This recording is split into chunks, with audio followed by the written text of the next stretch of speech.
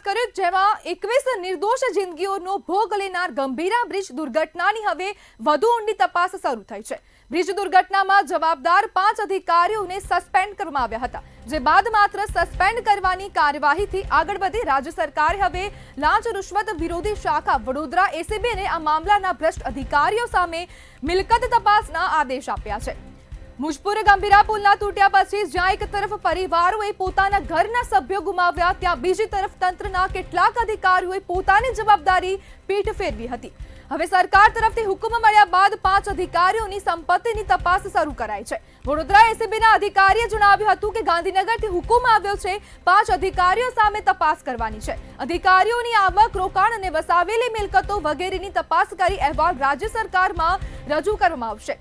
જો અધિકારીઓની આવક કરતા વધુ સંપત્તિ જણાઈ આવશે તો ફરિયાદ દાખલ કરવામાં આવશે. આ દુર્ઘટનામાં જવાબદાર અધિકારીઓમાં કાર્યપાલક ઇજનેર NM નાયકાવાલા, નાયબ કાર્યપાલક ઇજનેર UC પટેલ અને RT પટેલ, મદદનીશ ઇજનેર JV શાહને તાત્કાલિક અસરથી ફરજ મોકૂફ કરવામાં આવ્યા હતા અને તમામની સાથે હવે કાયદાકીય કાર્યવાહી હાથ ધરાઈ છે.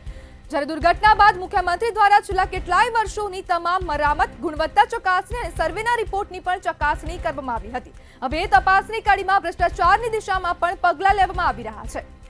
રાજ્ય સરકાર દ્વારા હવે જે ગંભીરા બ્રિજ તૂટી પડ્યો હતો તેને લઈને હવે એસીબીની એન્ટ્રી થઈ છે અને સરકાર તરફથી આદેશો પણ આપી દેવામાં આવ્યા છે કે તમામ જે જવાબદાર અધિકારીઓ છે તેમની સામે એસીબી દ્વારા કાર્યવાહી કરવામાં આવે અને ભ્રષ્ટાચાર સામે હવે સરકાર દ્વારા લાલ આંખ કરવામાં આવી છે.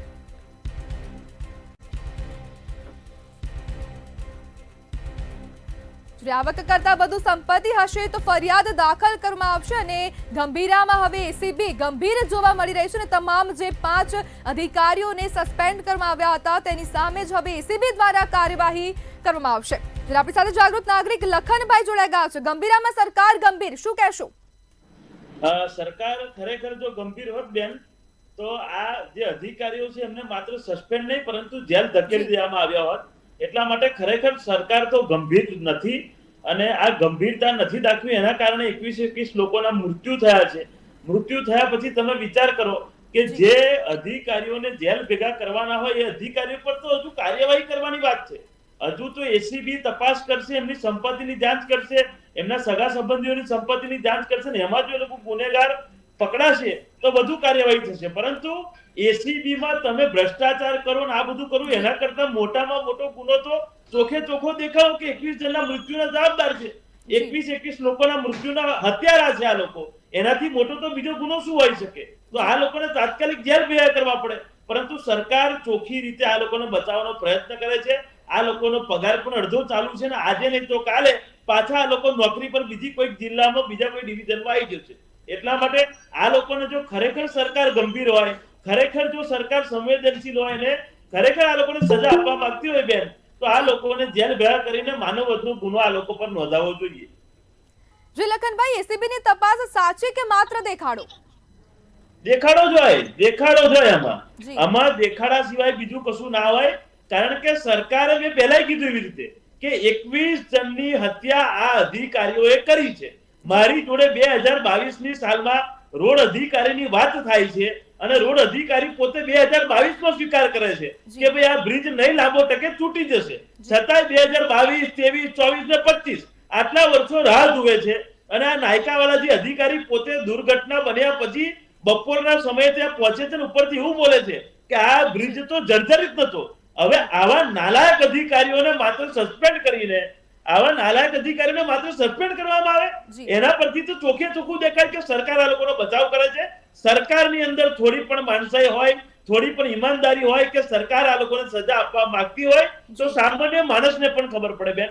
સામાન્ય માણસને ખબર પડે કે જે અધિકારીઓ પોતે સ્વીકાર્યું હોય ને બ્રિજ તૂટી ગયો, 21 લોકોના મૃત્યુ થયા, હજુ તો આ લોકો જોડે એવી ટેકનોલોજી નથી કે એ લોકો પોતે ટ્રક ઉતારી શકે. હજુ બેન મહત્વની બાબત તો એ છે કે આ લોકોના પાપે 21 જણના મૃત્યુ થાય, એક ડેડ બોડી હજુ નથી મળી. આજુ બધું સરકારે સ્વીકારવું પડશે. અને આ અધિકારીઓ માત્ર નહીં બેન, આ 4 અધિકારી તો માત્ર મોહરા છે. મેન જે પ્રોગ્રામ કરનારા છે, જેને ભ્રષ્ટાચાર કરે છે એ લોકો તો ગાંધીનગર સચિવ છે, જે RNB ના સચિવ છે એમને પણ ખબર હતી. RNB ના વડોદરા ડિવિઝનના અધિકારીઓ, પાદરા ડિવિઝનના અધિકારીઓ પોતે RNB ડિવિઝનના સચિવને પણ લેખિતમાં ત્યાં મોકલ્યું હશે 2022માં કે આ બ્રિજ ગંભીર હાલતમાં છે, તૂટી જશે, પરંતુ એમને પણ ના કર્યું, કશું કર્યું. એટલા માટે આ લોકો પર હત્યાનો ગુનો નોંધવામાં આવે, માનવ વધનો ગુનો નોંધાય તો ખરેખર આ લોકોને ન્યાય મળશે બેન. જે લખનભાઈ, જો અધિકારીઓ દોષિત સાબિત થશે તો જેલ ભેગા થશે ખરા? બેન, હવે દોષિત સાબિત આ કેવી વાત છે કે મારા ઘરેથી કોઈ બેન 50,000 ની ચોરી કરતા પકડાયું, સીસીટીવી માં આવી ગયું કે ભાઈ 50,000 રૂપિયા મારા ઘરથી લીધા અને ચોરી કરી ગયો, એની પછી આપણે એવી વાતો કરીએ કે હવે સીસીટીવી ની તપાસ થઈ છે, હવે ત્યાં માણસ હતો કે નહીં, સીસીટીવી સાચા છે કે નહીં, એ બધી વાત ના કરાય. આ તો ગંભીરા બ્રિજ ની માં 21 જણના મૃત્યુ થયા છે અને એ મૃત્યુ એટલા માટે થયા છે કારણ કે આ આરએનબી અધિકારીઓના બેદરકારીઓના લીધે, ભ્રષ્ટાચારના લીધે. આ લોકોએ ટેસ્ટિંગ રિપોર્ટ કર્યા તો એમાં નેગેટિવ આવ્યું કે પોઝિટિવ, એ બધું જ આ લોકોને જ ખબર છે. સામાન્ય માણસને બેન ખબર હતી કે આ બ્રિજ તૂટી જશે, તો આ લોકોને કેમ નથી ખબર? બધું જ બધાને ખબર હતી, પરંતુ આ લોકોએ માત્ર આંખ આડા કાન કર્યા છે. અને હવેની પરિસ્થિતિ એવી છે કે આ લોકોને સજા આપવાની બદલે અત્યારે એસીબી માં તપાસ થાય, ના થાય, પેલું થાય. તપાસ શેની પણ એવું કહું છું બેન, આ લોકો જો તપાસ શેની કરવાની? આ લોકો તો પોતે હત્યારા છે. માનવ વધનો ગુનો નોંધો આ લોકો પર. મેં પોતે ફરિયાદી છું. જે દિવસે બ્રિજ તૂટ્યું એના સાંજે મેં પાદરા પોલીસ સ્ટેશનમાં ફરિયાદ આપી છે, પુરાવા સહિત ફરિયાદ આપી છે, છતાં એ લોકો પર હજુ માનવ વધનો ગુનો નથી નોંધવામાં આવ્યો. જી લખનભાઈ, જોડાવા બદલ આપનો આભાર.